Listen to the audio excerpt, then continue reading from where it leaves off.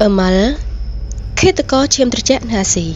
tâm bất sát ở mal cứ slot đề lực lành tại dương trà trà vía rồi to tai ở mal dạ nơi à gì bên nó đã hạ chạp ál hai bên co hành phơi đã là dụ chịu vật mình mình còng 50 nè nó không một năm trong điều số nâng sức đấy từ đó phải hiểu mất tình ở ta bộc mai bông ôn chỉ mình đại khai ở mal đại tế ba mình sẽ khai rồi mình khai cô ta sẽ đáp ứng Spanish bị article này bước đượcក្នុងត្រណិតរបស់ពួកវាសិន1 Amalia Asi ជាសត្វទឹកធំបំផុតមានឈ្មោះបច្ចេកទេសថា Vespa Mandarinier Amalia Asi ត្រូវបានគេឃើញមានវត្តមានតែនៅតំបន់មួយចំនួនតូចប៉ុណ្ណោះនៅក្នុងពិភពលោកគឺអាស៊ីខាងកើតអាស៊ីខាងត្បូងប្រទេសដីគោកនៃអាស៊ីអាគ្នេយ៍និងប៉ែកខាងកើតបំផុតនៃប្រទេសរុស្ស៊ីចូលចិត្តរស់នៅតាមជើងភ្នំនិងព្រៃក្រាស់ៗល្មមសម្បុករបស់វាគឺជាទូទៅនៅតាមដើមឈើដោយការខួងជាចន្លោះពូនជាសម្បុកតាមបង្គោលឬក៏ដើមឈើខ្ពស់ពូនជាសម្បុកនៅក្រោមដីដែលមានចន្លោះស្រាប់ឬពេលខ្លះជ្រែកសង់សម្បុកនៅក្នុងលំនៅឋានរបស់មនុស្សថែមទៀតផងក្នុងចំណោមប្រភេទអម៉ាល់ទាំងអស់ដែលមាន22ប្រភេទទូទាំងពិភពលោកអម៉ាល់ជាអាស៊ីត្រូវបានជាប់ឈ្មោះជាអម៉ាល់មានខ្លួនធំជាងគេបំផុតនៅអាស៊ីដោយបណ្ដោយខ្លួនរបស់វាគឺមានប្រវែង45មីលីម៉ែត្រស្លាបលាតសន្ធឹងបានរហូតដល់75មីលីម៉ែត្រនិងមានត្រណិតប្រវែង6មីលីម៉ែត្រឯណោះប្រវែងនេះគឺមានផ្ទុកជាតិពឹសច្រើនខ្លាំងណាស់ហើយយើងស្ទើរតែមិនគួរជួបវាតតែសោះ2អម៉ាល់ឈ្មោលគ្មានត្រណិតទេនៅក្នុងអាណាចក្រមួយដែលមានសមាជិកពីរាប់រយទៅរាប់ពាន់ក្បាលអម៉ាល់ដែលរស់នៅជាអាណាចក្រក៏បែងចែករចនាសម្ព័ន្ធមិនខុសពីប្រភេទសត្វឃ្មុំដែរគឺមានប្រភេទកម្មករម្ចាស់ក្សត្រី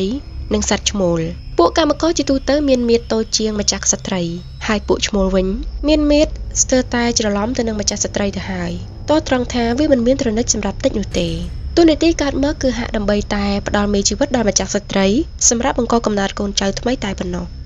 3វាជាឃាតករដៃឆៅប្រឆាំងសត្វឃ្មុំនៅក្នុងចំណោមអាហារទាំងអស់របស់ពួកវាសត្វឃ្មុំនិងទឹកឃ្មុំគឺជាអាហារដែលវាចូលចិត្តបំផុតព្រោះមានប្រូតេអ៊ីនខ្ពស់សម្រាប់អំបូររបស់ពួកវាពិសេសអម៉ាល់ម្ចាស់ស្ត្រីដែលត្រូវការសារធាតុចិញ្ចឹមទាំងអស់នោះជាចាំបាច់សម្រាប់បំពន់ពងថ្មីរបស់វាជារឿងគួរឲ្យភ្ញាក់ផ្អើលអម៉ាល់អាចហើរបានរហូតដល់100គីឡូម៉ែត្រឯណោះនៅក្នុងមួយថ្ងៃពិសេសនៅក្នុងល្បឿន40គីឡូម៉ែត្រនៅក្នុង1ម៉ោងគឺស្មើនឹងល្បឿនម៉ូតូដែលយើងជិះនៅក្នុងទីប្រជុំជនទៅហើយល្បឿនទាំងនេះគឺជាចំណុចពិសេសរបស់ពួកវានៅក្នុងការវាយប្រហារទៅលើសត្វឃ្មុំតែម្ដងសត្វឃ្មុំជាទូទៅវាចេះរៀបក្បួនការពារផ្លិតរបស់វាយ៉ាងសកម្មគឺលើកលែងតែឃ្មុំនៅប្រទេសលោកប៉ែកខាងលិចប៉ុណ្ណោះដែលហាក់ពុំចេះការពារខ្លួនសោះឡើយទើបវាជាឱកាសល្អដល់ការវាយឆ្មក់របស់អាម៉ាល់បានយ៉ាងរហ័សព្រោះថានៅក្នុងមូលនីតិអាម៉ាល់មួយក្បាលអាចពិឃាតឃ្មុំបានរហូតដល់40ក្បាលឯណោះ4អស់ជីវិតដោយសារវងឃ្មុំអាស៊ីថាទៅទោះបីជាអម៉ាល់ជាអាស៊ីមានមាឌធំជាងឃ្មុំរហូតដល់4ទៅ5ដងយ៉ាងណាក្តីប៉ុន្តែប្រសិនបើអម៉ាល់ចេញបេសកកម្មវាយប្រហារទៅលើសត្វឃ្មុំអាស៊ីនៅក្នុងសម្បុកឬដែនអាណាចក្ររបស់ពួកវាភាគរយដែលអម៉ាល់អាចរស់រានមានជីវិតត្រឡប់ទៅសម្បុកវិញគឺតិចបំផុតសត្វឃ្មុំអាស៊ីហាក់ឆ្លាតនិងបានដឹងយ៉ាងច្បាស់ពីចំណុចខ្សោយរបស់អម៉ាល់ថែមទៀតផងនៅពេលណាដែលអម៉ាល់វាយលុកឬក៏ឆាឆៅចង់បំផ្លាញសម្បុករបស់ពួកវាសត្វឃ្មុំកម្មករជាង100ក្បាលគឺបានត្រៀមខ្លួននិងរៀបចំអន្ទាក់រួចជាស្រេចរងចាំអម៉ាល់ទាំងអស់នោះទៅហើយឃ្មុំដែលមានគ្នា5ក្បាលឡើងនិងរៀបចំក្បួនចាំស្ទាក់អម៉ាល់ដោយហើរញាប់ឥតឈប់ជារង្វង់ជុំវិញអម៉ាល់មួយក្បាលនោះ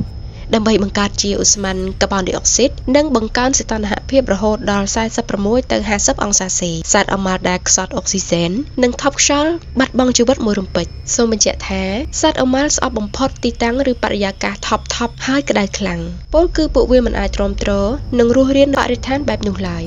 5ជារៀងរាល់ឆ្នាំមនុស្សនៅអាស៊ីយ៉ាងតិច50នាក់បាត់បង់ជីវិតតើពុកម៉ែបងប្អូនបានដឹងទេប្រសិនបើអម៉ាល់តិចតែ1ឬ2ត្រណិតគឺពឹសរបស់វានឹងមិនមានផលរំខានអ្វីច្រើនដល់មនុស្សនោះទេតោះតែថា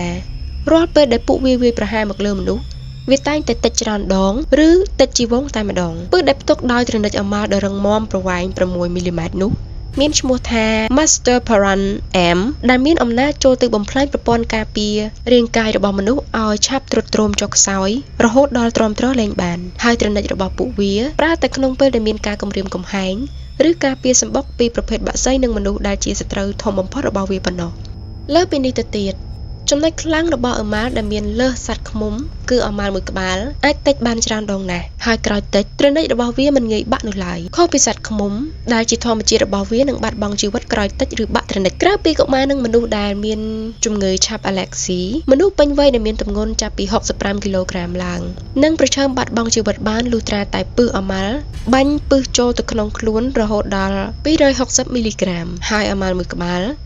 បាញ់ពឹសតិចឬច្រើនគឺអាស្រ័យនឹងពេលវេលាដែលវាអាចចាក់ត្រនិចចូលសាច់របស់មនុស្សបានយូរឬឆាប់និងអាស្រ័យទៅលើមាឌរបស់វាថាធំឬតូចតាមស្ថិតិដែលអាចទុកចិត្តបានឲ្យដឹងថានៅក្នុងឆ្នាំ2019អមាល់យក្សអាស៊ីនេះបានបំផ្លាញជីវិតមនុស្សរហូតដល់50នាក់នៅជប៉ុនដោយសារពួកគេអាឡែហ្ស៊ីនិងពឹសរបស់ពួកវាបូករួមទាំងការតិចច្រើនត្រនិចជាប់គ្នាឥតឈប់ហើយកាលពីឆ្នាំ2013មនុស្សចំនួន41នាក់បានបាត់បង់ជីវិតនិងរងរបួសធ្ងន់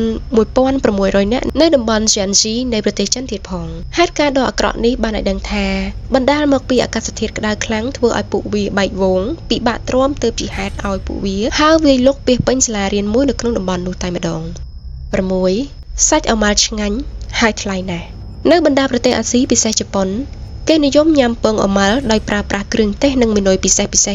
សេងតាមទម្លាប់របស់គេរីឯមេរបស់វាវិញគឺគេចាប់យកមកអាំងទាំងរស់និងទាំងត្រនិចរហូតដល់ស្រួយឈ្ងុយក្លិនភាយគួរឲ្យចង់ទទួលទានមិនតែប៉ុណ្ណោះគេថែមទាំងមានរដូវប្រមូលផលតាមស្រុកភូមិរបស់គេដើម្បីប្រារព្ធពិធីបុណ្យប្រពៃណី Gushihara Heppo Matsuri ជាបុណ្យដែលគេយកប្រភេទសត្វតិចជាច្រើនប្រភេទផ្សេងមកធ្វើជាមីនុយគោលទៀតផងប្រហែលជាពុកម៉ែបងប្អូនមួយចំនួនក៏ធ្លាប់បានដឹងពីមុនដែរថានៅប្រទេសជិតខាងយើងមានថៃនិងវៀតណាមគេមានកសិដ្ឋានចិញ្ចឹមអមាល់យកសាច់លក់ដូរជាសត្វឃ្មុំជាយូរមកហើយគឺមានទាំងនាំចូលមកដល់កម្ពុជាយើងទៀតផងរីឯតម្លៃវិញគឺថ្លៃណាស់1គីឡូអាចលក់ចន្លោះពី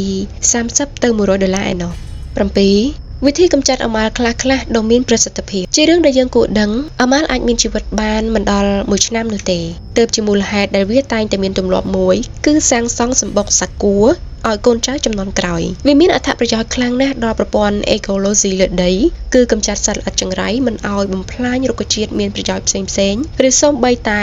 ច្បារដំណាំរបស់មនុស្សនិងជំនួយដល់ការវិវត្តលំអងរបស់រុក្ខជាតិជាច្រើនមុខស្រដៀងទៅនឹងសត្វឃ្មុំដែរប៉ុន្តែ